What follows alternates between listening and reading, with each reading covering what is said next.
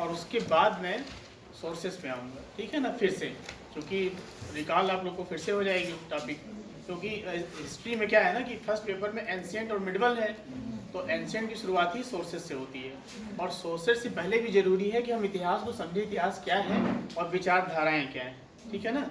तो उसके आधार पे हम, तो आज हम क्या करेंगे, इतिहास के बारे में अध्ययन करेंगे कि इतिहास है क्या, इतिहास लेखन क्या है, विचारधाराएँ क्या हैं, और फिर सोर्सेस पे आएंगे, ठीक है। तो स्टार्ट करते हैं हम, इतिहास क्या है, व्हाट इज हिस्ट्री।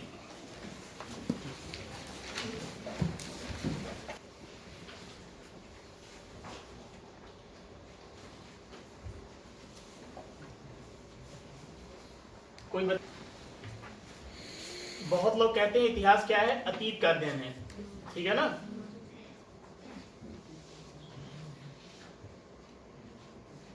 अतीत का अध्ययन है, लेकिन ये तो एक डेफिनेशन उचित नहीं लगती, अतीत का अध्ययन, ठीक है ना। देखिए अलग अलग विचारकों ने अलग अलग तरीके से इतिहास को परिभाषित किया है। इसमें सबसे महत्वपूर्ण डेफिनेशन जो है E.H. कार की है, ठीक है ना। नाम सुना आप लोगों ने, E.H. कार, ठीक है। इन्होंने कहा कि history is a continuous dialogue between past and present, अतीत और वर्तमान के बीच का निरंतर संवाद ही क्या है, इतिहास। लिख सकते हैं आप लोग, history is a continuous dialogue between present and past, ठीक है ना। यानी निरंतर संवाद जो है अतीत का वर्तमान के साथ चलता रहता है इतिहास में, ठीक है ना। चलिए, ये तो अलग अलग विचारकों ने अलग तरीके से इतिहास को परिभाषित किया, लेकिन वास्तव में इतिहास है क्या? क्या हम केवल अतीत और वर्तमान के बीच निरंतर संवाद का अध्ययन करते हैं? क्या इतिहास हमें कुछ सिखाता नहीं? हाँ, इतिहास हमें कुछ शिक्षा भी मिलती है ना। जैसे एक उदाहरण देता हूँ मैं, कैसे इतिहास हमें शिक्षा भी देता है, सबक भी देता है। फर्स्ट वर्ल्ड वॉर सुना आप लोगों ने? सुना है ना। तो फर्स्ट वर्ल्ड वॉर क्यों हुआ? क्योंकि एक तो यूरोपीय शक्तियों के बीच प्रतिस्पर्धा के कारण हुआ, दूसरा एक महत्वपूर्ण कारण था, कोई अंतर्राष्ट्रीय संस्था नहीं थी। क्या था? कोई भी अंतर्राष्ट्रीय संस्था नहीं थी उस समय, ठीक है ना। फिर क्या हुआ? फर्स्ट वर्ल्ड वॉर के बाद राष्ट्रसंघ की स्थापना हुई। फिर हमने देखा कि राष्ट्रसंघ की स्थापना हुई, लीग ऑफ नेशंस, ठीक है ना, राष्ट्रसंघ की स्थापना हुई। फिर अब देखिए हमने क्या सीखा कि संगठन जब तक मजबूत नहीं होगा तब तक क्या है, वो विश्व युद्ध को नहीं रोक पाएगा। फिर राष्ट्रसंघ की असफलता के कारण ही क्या हुआ, सेकेंड वर्ल्ड वॉर हुआ, ठीक है ना। तो फिर हमने सबक लिया ना कि एक ऐसी संगठन का निर्माण करें कि जिसमें पावर्स भी हो, जिसकी अपनी सेना भी हो, ठीक है ना, जिसको एग्जीक्यूशन का भी अधिकार हो। तो फिर हमने इससे सबक लिया और राष्ट्रसंघ के स्थान पर किसकी स्थापना की? यूएनओ की, ठीक है ना। तो हमने क्या देखा कि इसकी स्थापना के बाद से कोई युद्ध नहीं हुआ, तो एक सशक्त अंतर्राष्ट्रीय संगठन की स्थापना हुई। पहला विश्व युद्ध क्यों हुआ? क्योंकि अंतर्राष्ट्रीय संस्था का अभाव था। फिर हमने उससे सबक लिया, राष्ट्रसंघ की स्थापना की। फिर राष्ट्रसंघ में जो कमियां थी, जैसे क्या कमियां थी, अमेरिका इसका सदस्य ही नहीं था, इसके पास कोई अपनी सेना नहीं थी, तो उससे हमने सबक लिया। फिर क्या किया? यूएनओ की स्थापना की। तो इससे क्या हुआ, रुका कि नहीं रुका युद्ध, ठीक है ना। और आज भी ये महत्वपूर्ण भूमिका निभा रहा है शांति स्थापना में। तो क्या इतिहास हमने सीखा ना कि कहाँ कमियां रह गई, पास्ट में कहाँ कमियां रह गई, हमने सीखा ना। तो इतिहास हमें शिक्षा भी देता है, ठीक है ना। साथ ही साथ जो सबसे महत्वपूर्ण डिफिनेशन है वो क्या है? देखिए कोई भी चीज उसके चार सेक्टर होते हैं ना, राजनीतिक, सामाजिक, आर्थिक और सांस्कृतिक कह सकते हैं। सांस्कृतिक में सभी आ जाएंगे, धर्म, कला, सब कुछ आ जाएगा।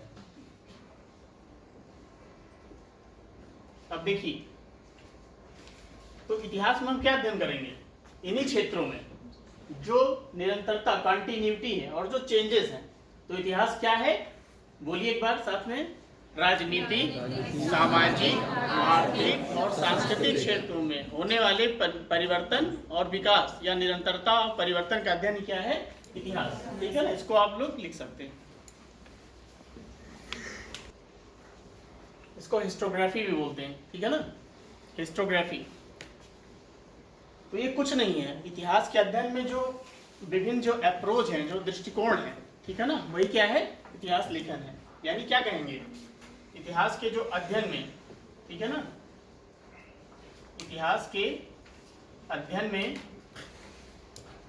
जो प्रचलित दृष्टिकोण है, ठीक है ना, वो क्या है, बोलिए, इतिहास लेखन है। अब देखिए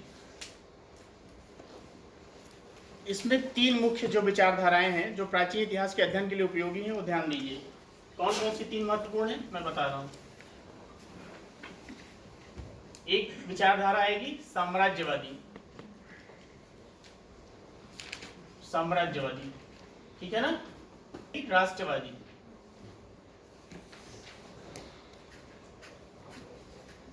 और तीसरी आएगी क्या, मार्क्सवादी, इंपेरियलिज्म, ठीक है ना। तो साम्राज्यवादी विचारधारा कोई जानता है, कोई बच्चा बताएगा, नहीं जानते ना। विंसेंट स्मिथ, ठीक है ना, क्या नाम था, विंसेंट स्मिथ। इन्होंने एक पुस्तक लिखी अर्ली हिस्ट्री ऑफ इंडिया। क्या लिखा, अर्ली हिस्ट्री ऑफ इंडिया।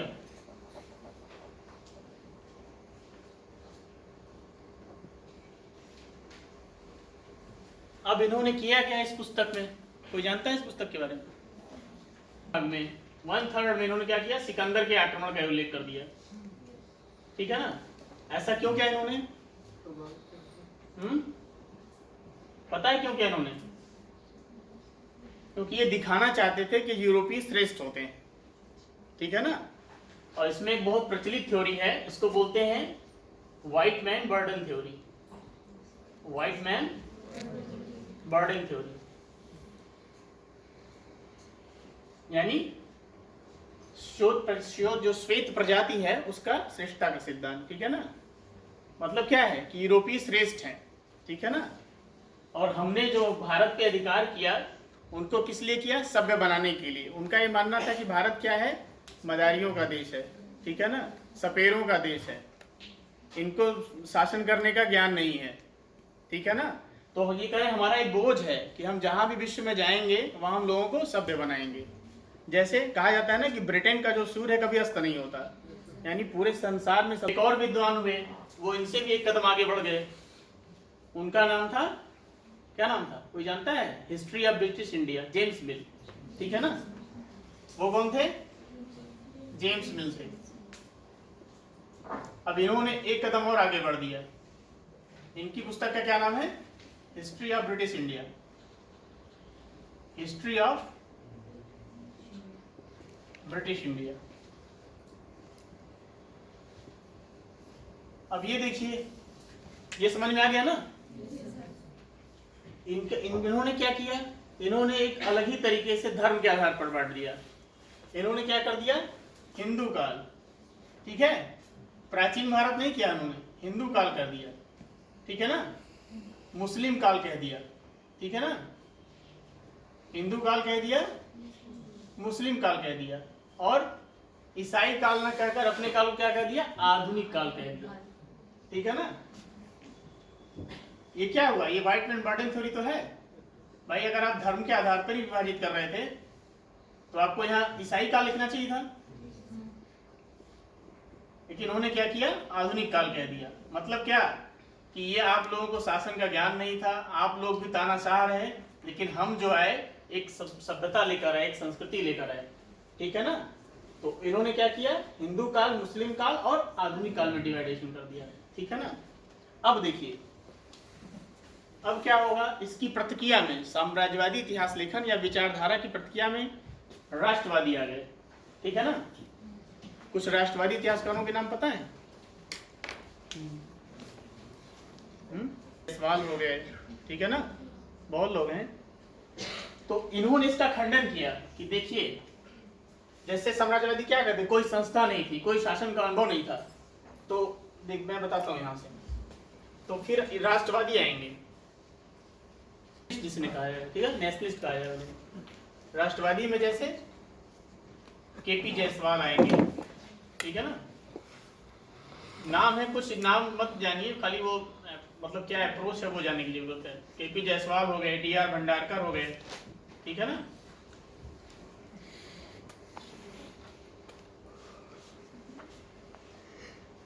इनकी प्रसिद्ध पुस्तक का नाम है हिंदू पॉलिटी, ठीक है ना, हिंदू पॉलिटी इन्होंने लिखी है, केपी जायसवाल ने। ऐसे उदाहरण बता रहा हूं। तो देखिए, राष्ट्रवादी विचारधारा का उदय क्यों हुआ? साम्राज्यवादी की प्रतिक्रिया के रूप में। तो इन्होंने कहा भाई ये कौन सा काल विभाजन है, हिंदू काल, मुस्लिम काल, आधुनिक काल। इन्होंने इसको कहा नहीं ये गलत है, और प्राचीन भारत, ठीक है, इन्होंने क्या कहा, प्राचीन भारत, मध्यकालीन भारत, ठीक है ना, मध्यकालीन भारत और आधुनिक भारत, ठीक है ना, इन्होंने ये कहा, ठीक है, इन्होंने इसमें बांट दिया, ठीक है, यहां तक तो सही, इन्होंने ये कर दिया, धर्म के आधार पर विभाजन को खंडित किया, ये बताया। फिर केपी जायसवाल ने हिंदू पॉलिटी में कहा कि देखिए ऐसा नहीं कि भारत में शासन नहीं था, भारत में राजतंत्र थे तो गणतंत्र भी थे, और तानाशाही नहीं थी। गणतंत्र में क्या था, अपना शासन लोग स्वयं करते थे, अपने में से ही नेता का चयन करते थे, और ये सही भी बात है। 6ठी शताब्दी ईसा पूर्व में जो महाजनपद थे उसमें कुछ क्या थे, राजतंत्र थे, कुछ गणतंत्रात्मक थे, ठीक है ना। तो इनका कहना तो सही है कि भारत में ऐसा नहीं था कि कोई शासन व्यवस्था नहीं थी, जैसा कि साम्राज्यवादी कहते थे, जेम्स मिल और विंसेंट स्मिथ कहते थे। तो इन्होंने क्या कहा कि नहीं भाई, भारत में शासन था और हमें शासन प्रणाली का ज्ञान था और हम सभ्य थे, ठीक है। लेकिन अब देखिए, ये तो ठीक है, फिर इन्होंने भी क्या किया कि प्राचीन भारत मध्यकाल में बांटा, लेकिन मध्यकाल का प्रारंभ कहां से मान लिया, तुर्क आक्रमण से मान लिया, मुस्लिम आक्रमण से जोड़ दिया, यानी 1206 से जोड़ दिया, ठीक है ना। तो कुल मिलाकर इन्होंने भी तो धार्मिक आधार ले लिया ना कि मुस्लिम आक्रमण से मध्यकालीन को जोड़ा, तो ये ठीक। अब देखिए दूसरी बात क्या इनमें कमियां रह गई, ठीक है, इन्होंने शासन व्यवस्था के बारे में बताया और ये कहा कि हमारी सभ्यता थी, हमारी एक संस्कृति थी, हम और हमको ज्ञान था इतिहास का, और उसके बाद हमने क्या किया कि हमारी एक शासन प्रणाली भी थी। लेकिन कमियां क्या रह गई, इन्होंने क्या किया, राजवंशी इतिहास लेखन पर बल दिया। क्या दिया, राजवंशी या राजनीतिक इतिहास पर बल दिया, ठीक है ना, यानी राजनीतिक घटनाक्रमों पर बल दिया, राजनीतिक घटनाओं पर प्रमुखता दी। समझ गया? इन्होंने क्या किया, राजनीतिक घटनाओं पर ज्यादा जोर दिया। जैसे मगध का उदय कैसे हुआ, तो कहेंगे बिंबिसार के पराक्रम से हुआ, ठीक है, अजातशत्रु के पराक्रम से हुआ। लेकिन और परिस्थितियों को नजरअंदाज करते हैं। जैसे आर्थिक परिस्थितियां क्या थी, मगध के उदय में केवल पराक्रमी शासकों का योगदान तो था नहीं, ठीक है ना, मगध के उदय में तो वहां की भौगोलिक परिस्थितियों का भी योगदान था। जंगलों से घिरा हुआ था, नदियों से घिरा हुआ था, नदियों से घिरा था तो सुरक्षित था, इसीलिए मगध सबसे शक्तिशाली हुआ। तो आगे चलकर पूरे उत्तर भारत का इतिहास क्या हो गया, मगध का इतिहास हो गया। फिर वहां पर लोहे की खानें थी, ठीक, हाथी काफी संख्या में थे, तो हाथियों से क्या हुआ भाई, हाथी रहेंगे तो आप किसी दुर्ग को तोड़ सकेंगे, ठीक है, युद्ध में आप बढ़त ले सकेंगे, तो इसलिए मगध का उदय हुआ। तो ये इन्होंने क्या किया, पराक्रम पर ज्यादा जोर दिया शासकों की, ठीक है ना, भौगोलिक परिस्थितियों की और आर्थिक परिस्थितियों में जोर नहीं दिया, ठीक है ना। तो ये क्या हुआ, ये कमी हो गई, ठीक है ना। और अच्छाई क्या थी कि उन्होंने उसका विरोध किया कि हिंदू मुस्लिम काल में मत बांटिए, आधुनिक काल में, ठीक है ना, हम भी सभ्य, हमारी भी एक शासन प्रणाली है, हमको भी शासन का अनुभव है, हम मदारी नहीं, हम सपेरे नहीं है, ठीक है ना। लेकिन कमी क्या रह गई, इन्होंने राजनीतिक घटनाओं को बढ़ा चढ़ाकर पेश किया, ठीक है ना, राजनीतिक घटनाओं पर ज्यादा जोर दिया। अब देखिए, अब ये